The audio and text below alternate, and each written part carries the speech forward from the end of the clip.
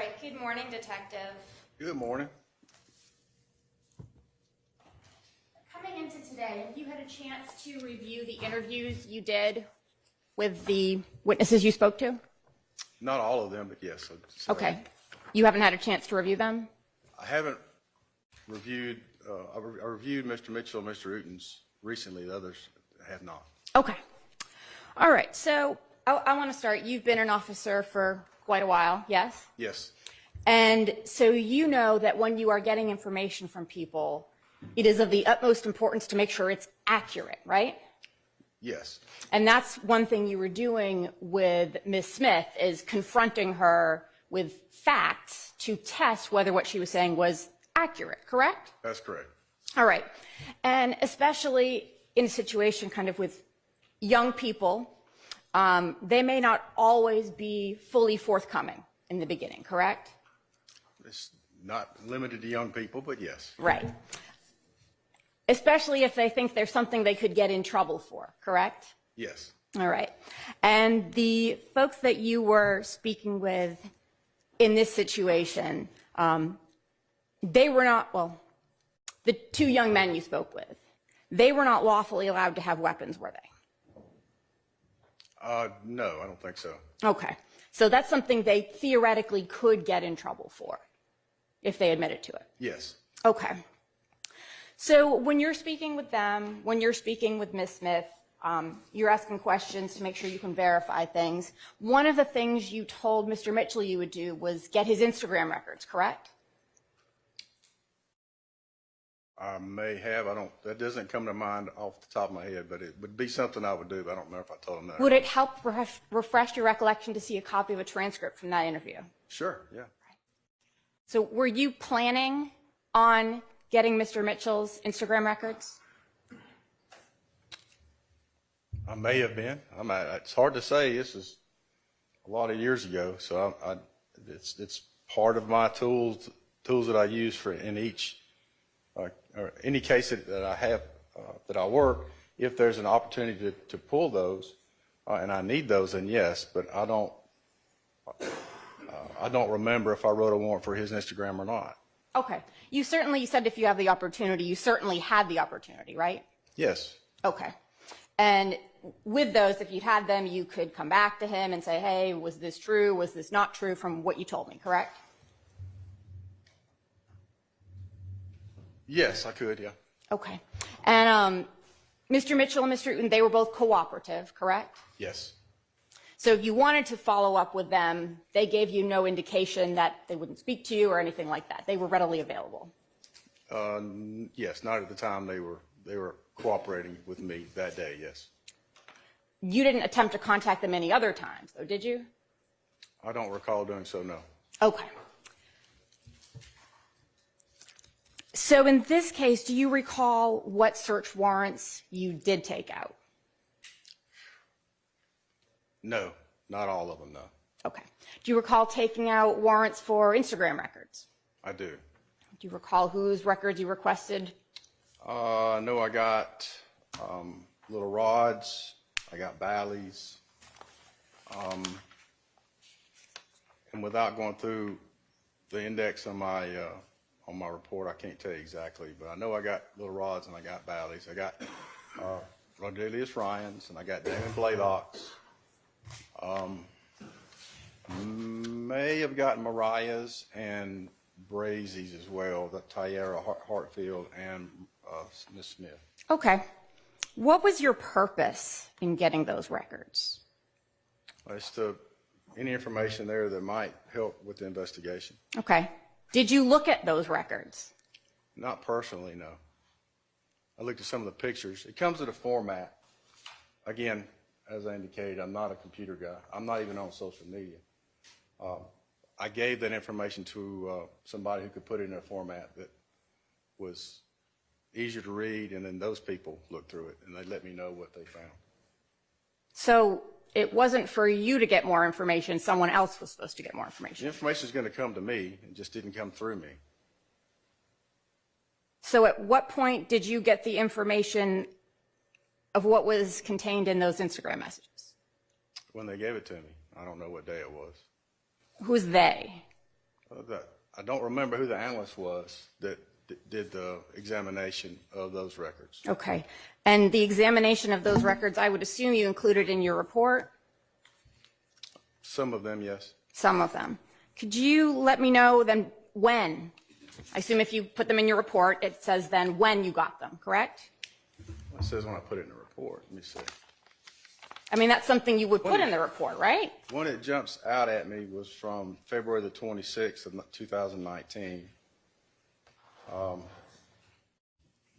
Somebody sent me an Instagram post on that day, and it was a short video that showed Mr. Ryan riding in a car. Okay, but that's not the Instagram records, right? It's from Instagram. That's not the Instagram records for which you obtained a search warrant to get so you could get more information, correct? I haven't verified it, but if it came from his Instagram and I got a search warrant for his Instagram, then yes, it would be in there. Right. I just got it before I got the search warrant records back. I'm sorry, if you could repeat that last part. It was posted. Somebody saw it. They sent it to me.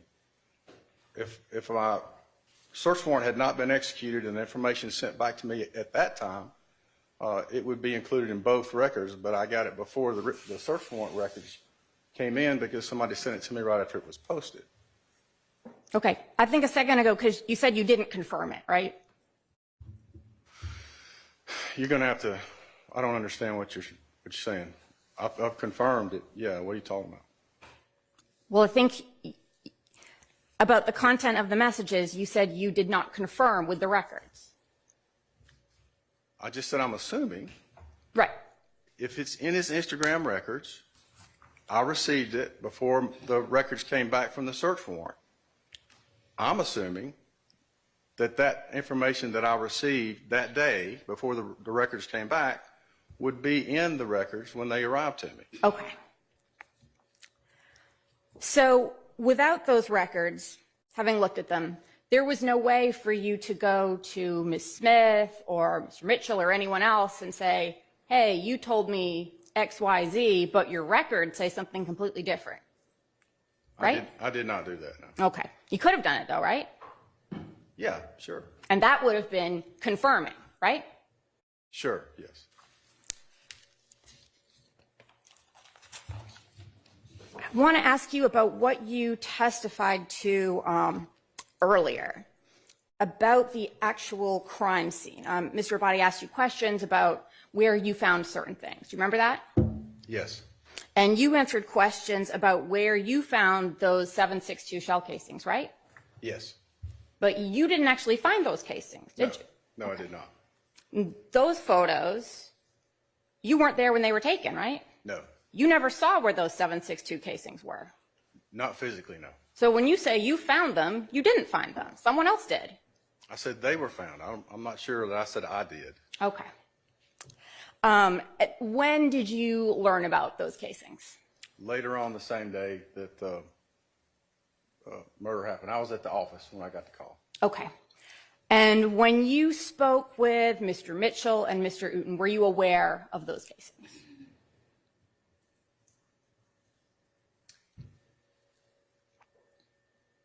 As I recall, it was around the same time. I don't remember exactly the sequence of events, but I spoke with them later on in the morning.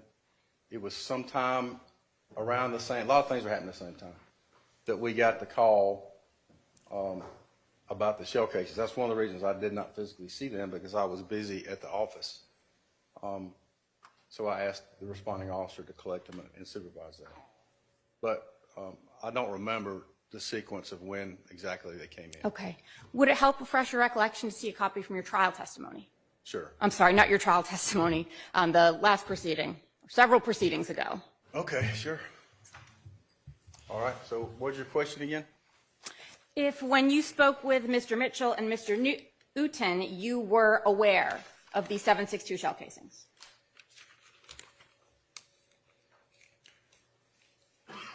I was aware that they described to me two shooters, but I don't recall if I knew about the shell casings at that time. I may have, I don't remember.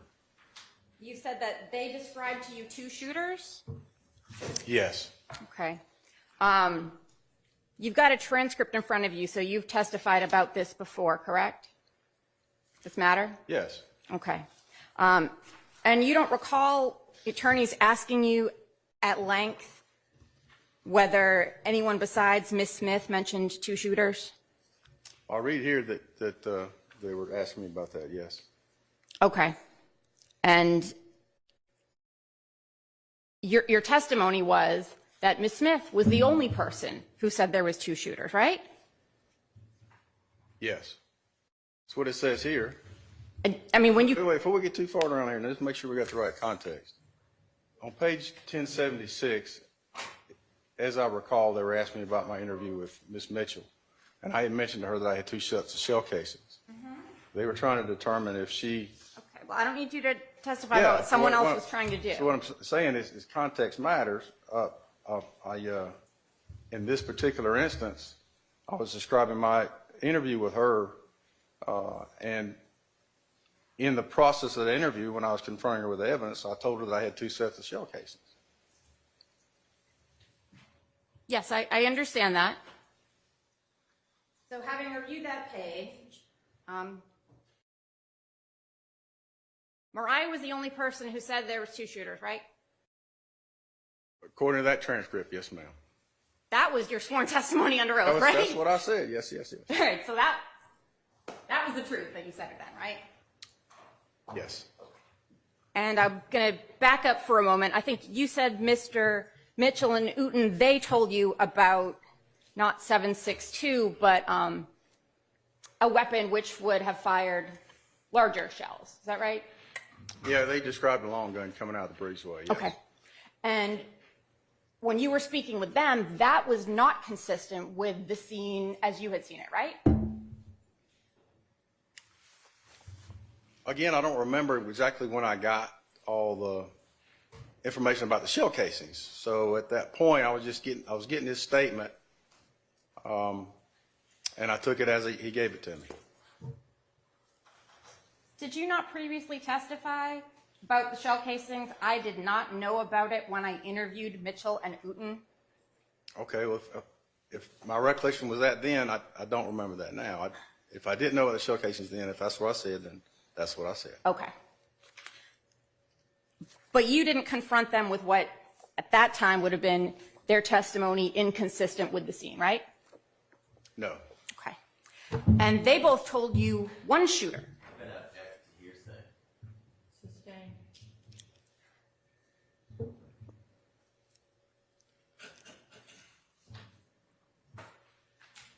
The number of shooters they told you was not the same as Miss Smith, correct? That's the same question, just worded differently. We've already been through this. I'm gonna overrule that one.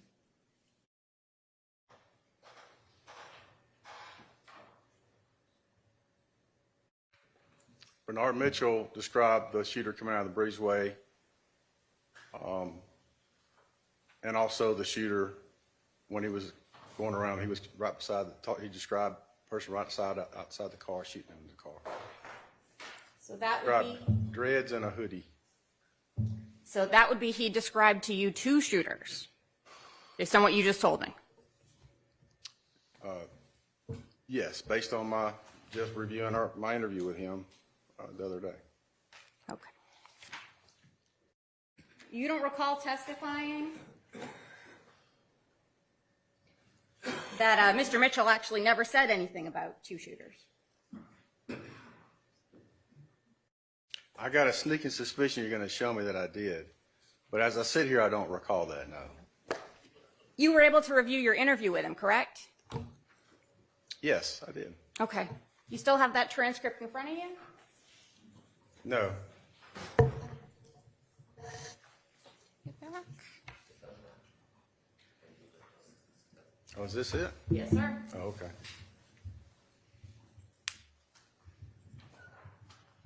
You could take a look and see if that helps refresh your recollection about whether he told you there were two shooters. It may or may not refresh his recollection, but I'm gonna object to hearsay from Mr. Mitchell. I'm gonna object to hearsay. This is impeachment of what the officer previously said. Which was hearsay. I'll let you ask About whatever he previously said. Do you have a page or an area that I need to look through? Exactly, it's a long interview. No, sir. How many pages are we talking about?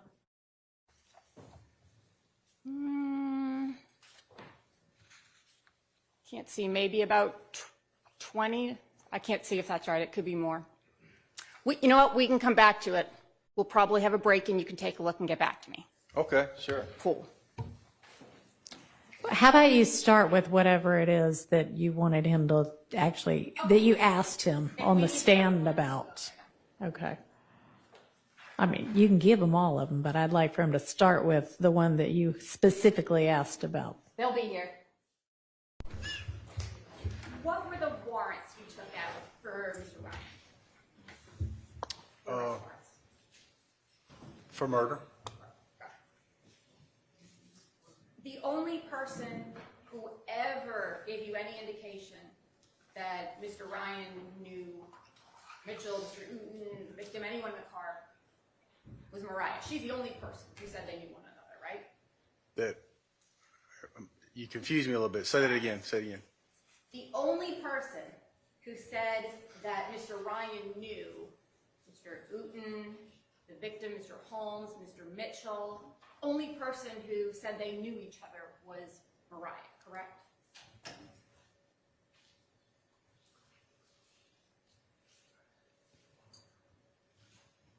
I don't recall that. Did you look at your interview? Well, I'll be honest with you, I did, but I forgot what you asked me for to be looking for in there. Okay.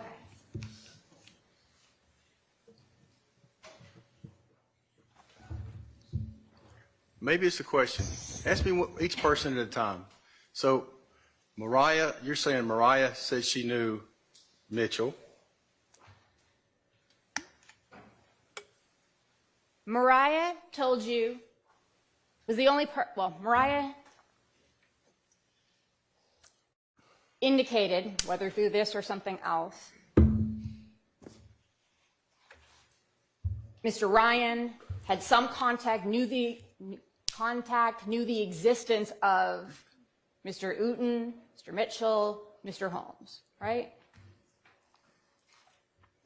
You never went to any of them and said, hey, do you know this guy?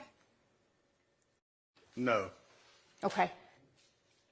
And they never, gave you any names saying, I think it was this person or I have a problem with this, nothing. They, who? Mr.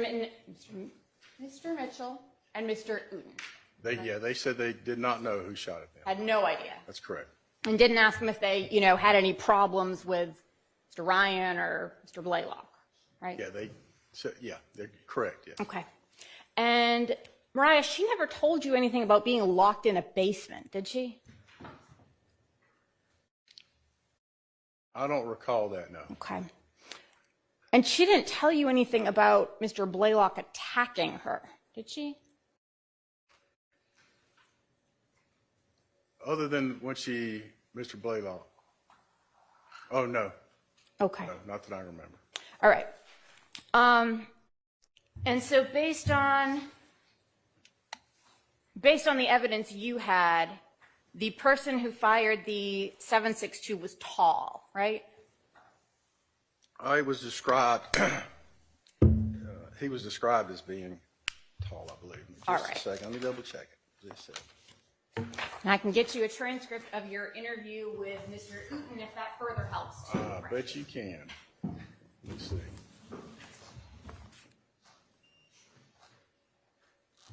Yes. Okay. So Mr. 7.62 is tall, and based on all of that evidence, was your conclusion that Mr. Blalock was the one with the 7.62, right? Page 18? Page 18. Of what? Which one am I looking at? Your report. Well, if you got a page 18, you're doing better than me. I got 17 pages. Oh, Okay, I see what you're referring to, yes. yep. So final conclusion you came to based on everything you reviewed was that Mr. Blalock had the rifle. That's what I wrote, yes. Gotcha.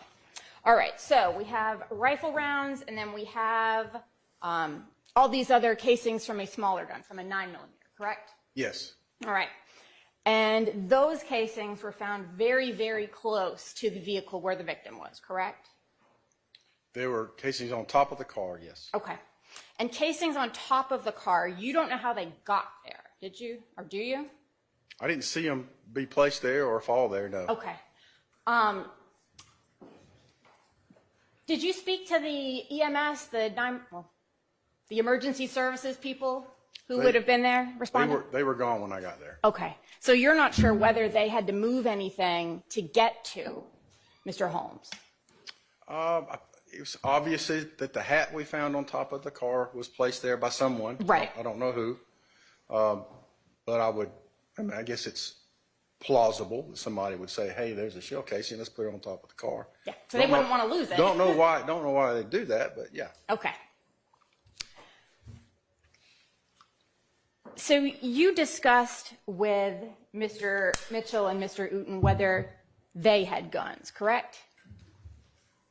Yes. They both had guns, right? Yes. And you never asked them if they shot, did you? Mitchell said his gun was empty. Okay. Uten, I don't recall ever asking that specific question. Right. You didn't ask him what kind of a gun he had, right? I don't recall asking him. You asked him what happened to it, though, later, right? Yes. And he indicated to you that you should... All of this is hearsay. What whoever indicated to whoever. Sustained. Okay. Did you have an occasion to either you yourself or have somebody go looking in the woods for a firearm? Wasn't me, but yes. Okay. And beyond that, you did not have any follow-up to tracking down those guns, right? That's correct. All right.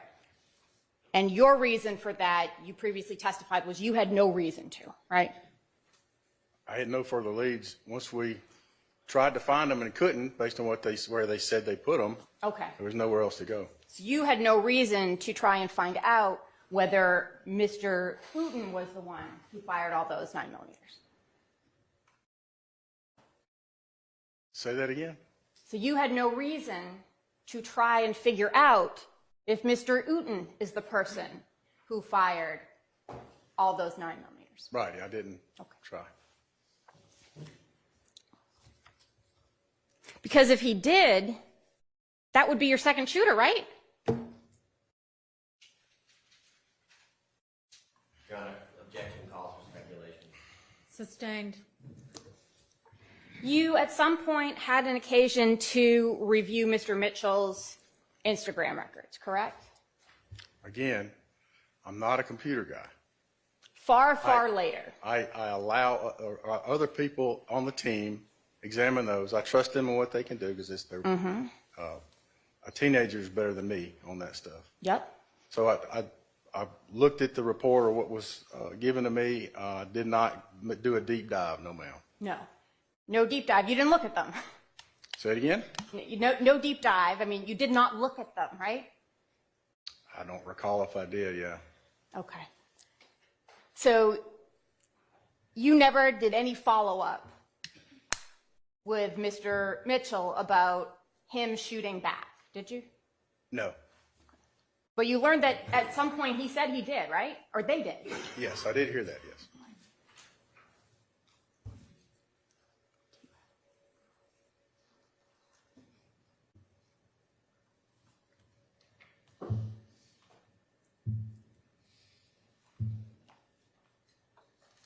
Thank you, Detective.